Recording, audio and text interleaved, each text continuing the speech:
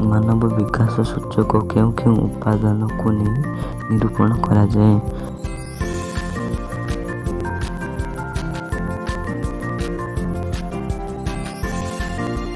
ଜନ୍ମ ସମୟରେ ଆୟୁର ସମ୍ଭାବନା, ସାକ୍ଷରତା ହାର, ମୁଣ୍ଡ ପିଛା ଆୟ ଆଧାରିତ ସଂରଚନା କାହାକୁ କୁହାଯାଏ?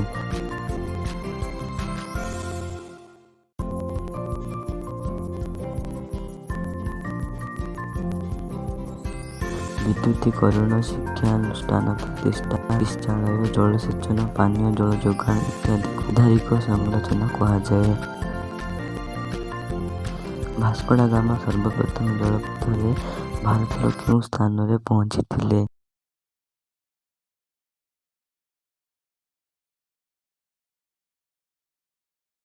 କାଲିକଟ ବନ୍ଦରରେ। ଭାରତର କେତେ ଜଣ ଲୋକ ବସବାସ କରନ୍ତି?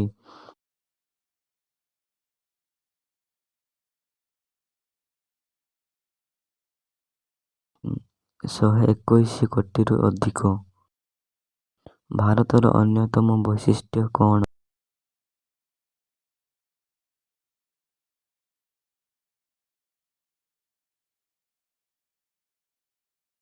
ବିଭିନ୍ନତା ମଧ୍ୟରେ ଏକତା।